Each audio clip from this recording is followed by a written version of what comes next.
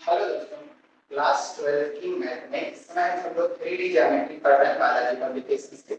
और आज के इस वीडियो में हम सब लोग 3D ज्योमेट्री की एक्सरसाइज 20.3 का थर्ड वीडियो लाए हैं और उसमें हम सब लोग क्वेश्चन नंबर थर्ड, फोर्थ और साथ ही साथ एक दो फार्मूले का डेरिवेशन करेंगे या इन फार्मूले के बारे में जानेंगे। तो आप सभी बच्चों का हमारे अपने प्यारे से यूट्यूब चैनल आदर्श बालाजी सॉल्यूशन पर स्वागत है।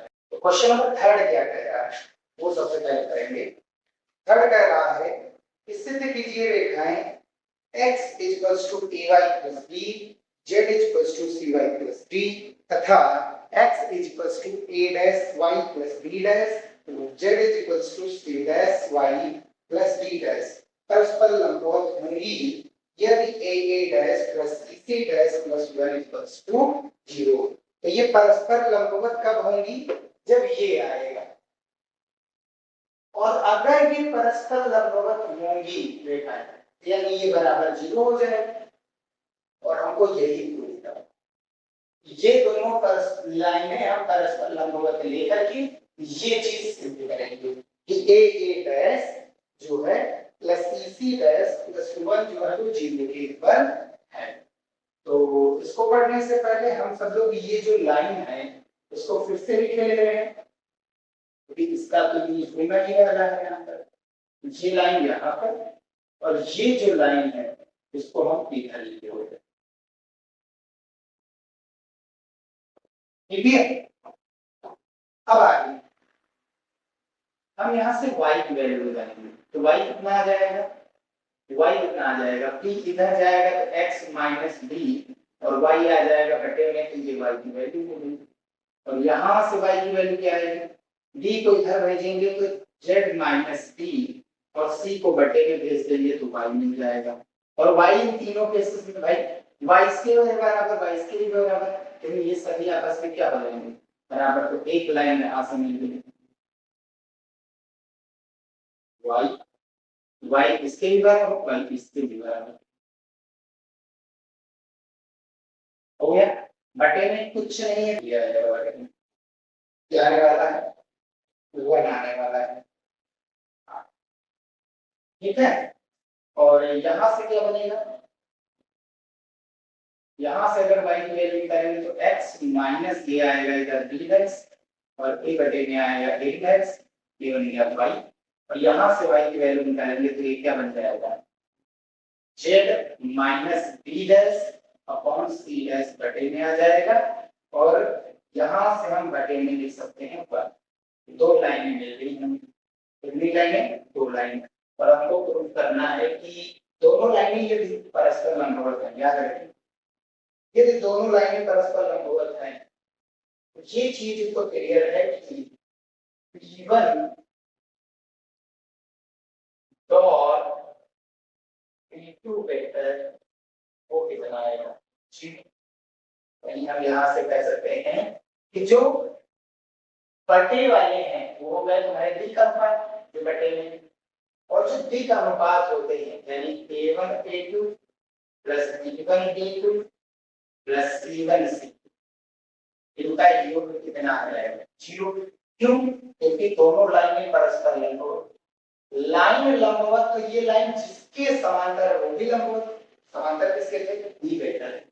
ठीक, तो ये यहाँ से अगर आप डी का अनुपात निकालेंगे, क्या निकालेंगे? डी का अनुपात, डायरेक्शन रेशियो डायरेक्शन अनुपात ये कितना आएगा? इसको नाम ये दे रहे हैं A1 B1 C1। कितना है? A, C। तो यहाँ से डी कितना हो जाएगा? Direction ratio. यहाँ से डी कितना हो जाएगा? Direction ratio. यानी नाम दे देते यहाँ पर A2 B2 और C2। जो बटे में वही हो जाएगा। बटे में कौन? A dash 1 C dash. तो यही वैल्यू हमको यहाँ पर डाल दें, क्या देते हैं वैल्यू? तो A1 कितना है वहां से देख सकते हैं। A2 कितना आया है? A डैश प्लस C1 कितना है हमारे पास 1 into 1 C1 C2 कितना है ये C1 ये C2 और दरअसल यही हम लोग को करना है A dash C dash plus 1 जो है ये 0 के इक्वल है ये प्रूव करना है और ये 0 के इक्वल आ चुका है यानी ये आंसर हो जाएगा। नेक्स्ट क्वेश्चन ये प्रूव हो गया। नेक्स्ट क्वेश्चन क्या कह रहा है क्वेश्चन नंबर 4 इसमें कह रहा उन रेखा युग्मों के बीच कोण ज्ञात कीजिए जिनके दिक् अनुपात निम्न हैं। दिक् अनुपात आपको दिए गए हैं और निकालना क्या है इन दिक् अनुपात का यूज करके आपको कोण निकालना है और दिक् अनुपात का यूज करके कोण कैसे निकाला जाता है दिक् अनुपात का यूज करके कोण कैसे निकाला जाता था उसके लिए कोण का फार्मूला होता था cos theta a1 a2 plus b1 b2 plus c1 c2 बटा अंडर रूट में a1 square plus b1 square plus c1 square into में a2 square plus b2 square plus c2 square ठीक है भैया ये आपका फार्मूला होता है जब दिक् अनुपात दिए जाए क्या दिए जाए भैया दिक् अनुपात और दोनों में यही अंदर है तो ये आपके दिक् अनुपात है a1 a2 b2 a1 b1 c1 a2 b2 c2 रख देते हैं value cos theta equals to a1 ये हो गया a1 b1 c1 a2 b2 c2 ये 2 गुणा a2 1 b1 6 b2 2 c1 3 c2 2 बटा अंडर रूट में इन के वर्गों का योग करो 2 का स्क्वायर प्लस 6 का स्क्वायर प्लस 3 का स्क्वायर इनटू में 3 का स्क्वायर करो 1 का स्क्वायर प्लस 2 का स्क्वायर प्लस 2 का स्क्वायर और सॉल्व करेंगे तो कितना आ जाएगा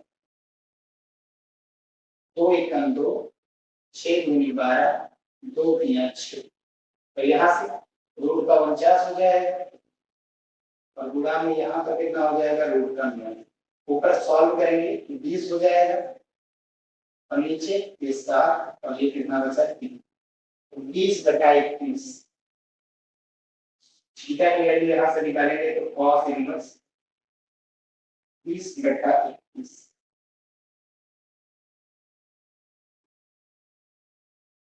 थीटा की वैल्यू 20 बटा 21 यानी लगभग 45 से बड़ा होगा 20 बटा 21 आंसर क्या है इसमें देखो सेम वही चीज a1 b1 c1 a2 b2 c2 ये याद रखना ये आपका a2 है ये आपका b2 है ये आपका c2 और ये a1 b1 c1 वैल्यू डाल देते हैं cos theta equals to a1 कितना आपके पास है a2 कितना है a minus plus b1 a2 कितना है c minus a c1 c2 कितना है a माइनस बटा अंडर रूट इनका square a square plus b square plus c square into इनका स्क्वायर होगा b माइनस c का whole square plus c minus a का होल स्क्वायर प्लस ये कितना a माइनस b का होल स्क्वायर यहाँ तक हो गया अब ऊपर मल्टीप्लाई कराएंगे तो कितना आएगा ab माइनस ac प्लस यहाँ से देखो bc minus b plus c minus c ठीक अगर कैंसिल आउट करें तो देखो क्या हो रहा है ए बी प्लस का ए बी माइनस का चेंज करते हैं ए सी माइनस का सी ए प्लस का फिर आगे बी सी प्लस का सी बी माइनस तो होता कितना आ गया 0 आ गया और ऊपर 0 आ गया तो नीचे आप कुछ भी लिख दीजिए कोई मतलब नहीं यही चीज बटे में हम लिखते हैं।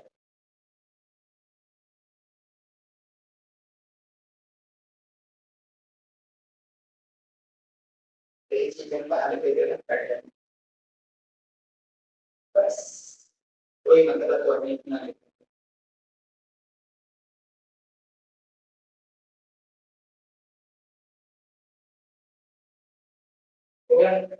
अब ऊपर जीरो आ गया है तो यानी सब जीरो हो गया, cos थीटा की वैल्यू जीरो, तो theta equals to cos inverse zero. Zero किसकी वैल्यू होती है? जीरो होती है cos 90 आई वैल्यू। इनवर्स और cos निरस्त हो जाएंगे, काटना नहीं है, केवल निरस्त हो जाएंगे अपने आप। थीटा की वैल्यू क्या होगी? 90।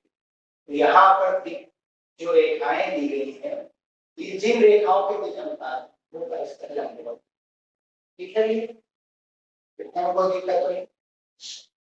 अगर इस जैसे क्वेश्चन आएंगे तो वैसे भी 90 डिग्री आएगा, क्योंकि नीचे बहुत ज्यादा हो रहा है तो इसलिए वो 90 डिग्री आएगा।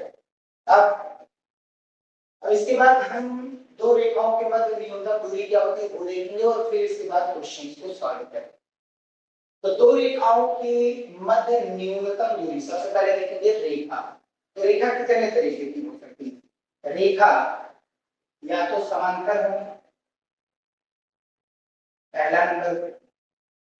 दूसरा, या तो रेखा पर प्रतिच्छेदी होगी। और तीसरा नंबर, या तो रेखा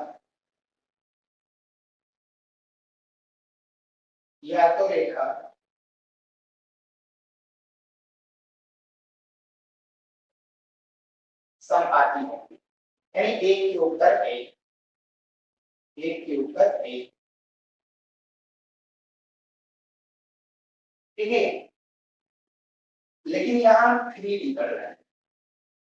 3D मतलब कैसा रेखा? सही ना? 2D में तो दो तीन तरह की रेखा है, लेकिन 3D में हम देखेंगे तो जो रेखाएं हैं पहले विषमतलीय हो सकती है। विषमतलीय होने का मतलब, विषमतलीय होने का मतलब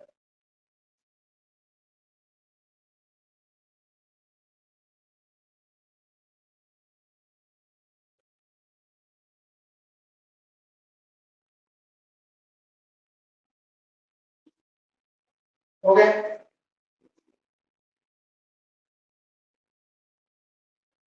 ये y axis, x axis, z axis और ये की कोई रेखा xy तल में जा सकती है और दूसरी रेखा समझिएगा यहां से जा सकती है, कोई रेखा को भैया ऊपर नीचे जा रही हो, तो कोई रेखा को आगे पीछे जा रही हो या इधर जा रही हो। 3D मतलब हवा में कितनी सारी रेखाएं हैं, वो काट भी सकती, नहीं काट सकती, काटेंगी कब याद रखना, जब एक ही तल में, यानी एक्स वाई तल, ये एक्स वाई तल हो गई, ये एक्स इधर जा रहा है और वाई ये काट सकती है। जब एक ही तल में रेखा होगी तभी काटेगी, अलग अलग तल में रेखा काट नहीं पाएंगे। एक रेखा जा रही है इधर अंदर की ओर और दूसरी रेखा यहाँ, बताओ क्या ये कटेंगे? कब कटेंगे? नहीं कटेंगे। अब दो रेखाएं, एक जा रही है अलग तल में और दूसरी जा रही है अलग तल में, देखिए ये कहीं कटेंगे? नीचे से ले सकते, एक रेखा ऊपर जा रही है अंदर की और एक रेखा इधर जा रही है, तो बताओ इन दोनों के बीच दूरी हमको निकालना है। ये विषमतलीय जो एक तल में भी ना हो और एक दूसरे को काटे भी ना, विषमतलीय ये, क्योंकि इस दूरी हमेशा निकालते हैं लंबवत, सबसे नीचे यहां से यहां पर इस बिंदु पर लंब डालेंगे, वो लंबवत। दो लाइन होंगी आपके पास L1 और L2, पहली रेखा का वेक्टर फॉर्म होगा a1 प्लस लैम्डा b1, दूसरी रेखा का समीकरण दिया होगा a2 प्लस म्यू b2 हो जाएगा वेक्टर में। इनके बीच न्यूनतम दूरी निकालनी, तो न्यूनतम दूरी निकालने के लिए भैया समझिएगा, न्यूनतम दूरी का जो यहाँ से फार्मूला बनेगा इन दोनों के बीच, सबसे पहली चीज तो b बराबर मॉडुलस लगा दीजिए आप, क्या आएगा?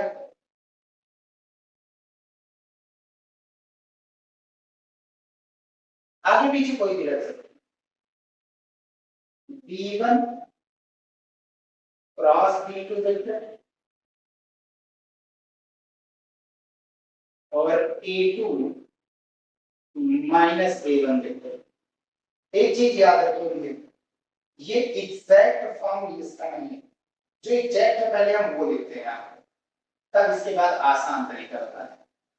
तो जो एग्जैक्ट फार्मूला आएगा D इक्वल्स वो आएगा A2 minus A1 vector. A2 minus A1 vector का B1 क्रॉस B2 पर प्रक्षेप निकालना है। A2 माइनस A1 का प्रक्षेप जो है B1 क्रॉस B2 पर निकालें। और प्रक्षेप का मतलब जिस पर प्रक्षेप निकालते हैं उसका मान ऊपर लिखते हैं B1 B2 और उसका परिमाण नीचे B1 क्रॉस B2। भाई यही तो होता है कि अगर आपको वेक्टर A का B की दिशा में प्रक्षेप चाहिए, यानी नीचे वेक्टर B जा रहा है, ये वेक्टर B जा रहा है और ऊपर की ओर वेक्टर A, इसका B की दिशा में जो मान आएगा वो हम कह रहे हैं, वो आएगा A B की दिशा में मान B वेक्टर अपॉन B का परिमाण और जिसका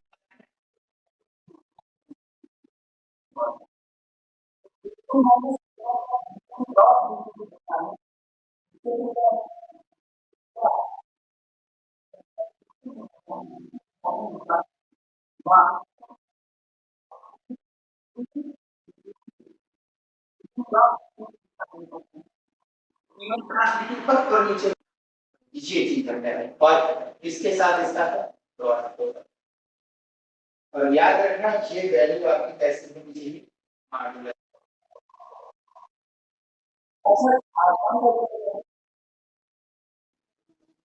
यहां से हम कह सकते हैं जो डिस्टेंस आएगी बीच इसको आगे किए दे रहे डॉट प्रोडक्ट का चाहे जिसको आगे पीछे करें B1 क्रॉस B2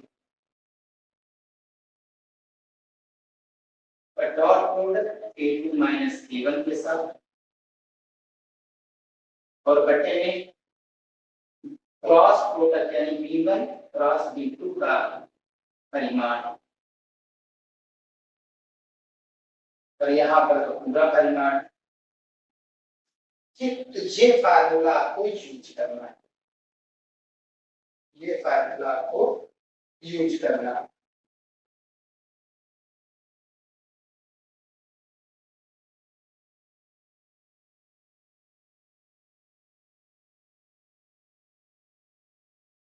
क्लियर? अब दूसरा, यदि रेखाएं परस्पर समांतर हो तो ही रेखा के बीच न्यूनतम दूरी आएगी। रेखा अगर समतलीय और दूसरा जब रेखा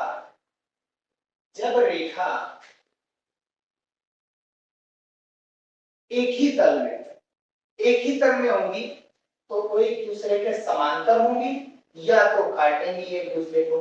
भाई एक चीज याद रखिए कि जो संपाती रेखाएं होती है वो परस्पर समांतर ही तो होती है, जहां एक जा रही दूसरी भी जा रही है, तो दो ही तरीके की, या तो काटेंगी या तो समांतर। क्लियर बात? तो हम एक चीज याद रखिए, अगर रेखा काट रही है या अगर रेखाएं काट रही है एक दूसरे को, ठीक, अगर रेखाएं एक दूसरे को काट रही प्रतिच्छेदी, क्या हो प्रतिच्छेदी दोनों रेखा, एक L1 और दूसरा L2, एक L1 और दूसरा L2, तो ये चीज याद रखो इनकी जो दूरी होगी इनके बीच वो जीरो होगी। क्या होगी? जीरो। क्या होगी? जीरो। एक चीज याद रखिए, रेखाएं प्रतिच्छेदी है उनके बीच दूरी जीरो होगी। ये चीज याद रखिए, इसीलिए हमने अगला क्वेश्चन करवाया नहीं, ये चीज बताया है। और रेखाएं प्रतिच्छेदी तभी होंगी जब एक ही तल में, अभी हमने बताया। और समांतर तभी होंगी परस्पर जब वो एक ही तल में, तो ये एक ही तल में हो और ये विषम हो। ठीक, पहचानेंगे कैसे? तो पहचान करने का सबसे बढ़िया चीज, और वो बढ़िया चीज क्या है, यहां से देखो बी का मान, यहां पर देखो बी का मान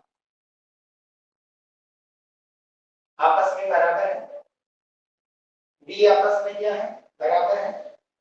बस यही है पहचान। यहां पर देखो, यहां पर बी का मान b1 है,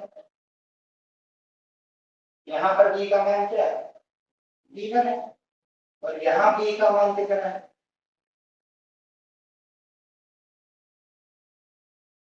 b2 हो गया। यहां बी का मान कितना है, b2। बस अगर ये वाला मान अलग अलग है तो समतलीय, और ये मान समान है तो समतलीय। क्लियर हो गई बात भैया? ये मान है तो विषमतलीय, ये मान है तो समतलीय। और अगली वाली क्वेश्चन में कुछ ऐसा दिया नहीं गया है, वो विषमतलीय है और आपको बताना है परस्पर प्रतिच्छेद करते हैं।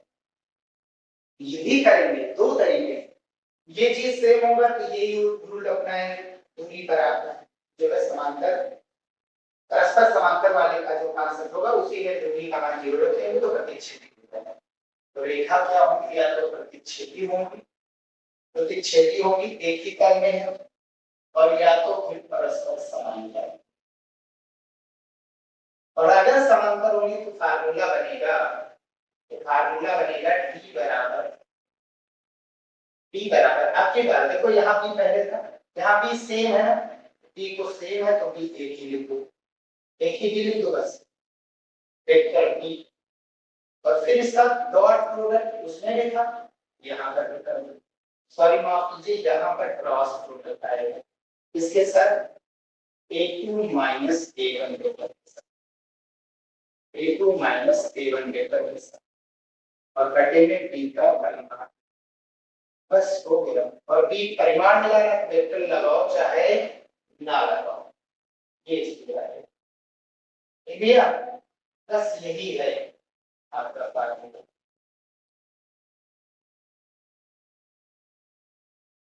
ये आपका क्या है फार्मूला, और है ना भाई, बस ये फार्मूला लगाइए। अच्छा एक चीज और है, ये कैसे होंगे, कैसे होंगी, मान मॉडुलस, सभी की सभी वैल्यू कैसे होती है मॉडुलस होने से। ठीक है यार, मॉडुलस दूरी कभी होगा, दूरी की बात कर रहा है, और दूरी हर केस में क्या लेना है, धनात्मक लेना है। क्या लेना है भैया, धनात्मक, ये है। और अगर प्रतिच्छेदी में यहीं पर लेके गए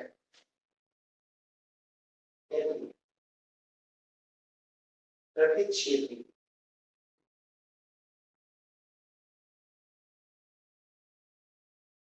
तो d बराबर क्या है, 0, एंड ये जो वैल्यू है p cross a2 minus a1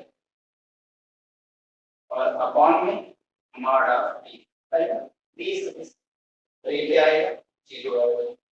तो ये भी इधर 0 ले जाए, इधर 0 से गुणा कराएंगे तो p है, तो क्रॉस a2 माइनस a1 को कितना लाना है, 0 लाना है। कितना लाना है, 0 लाना है, बस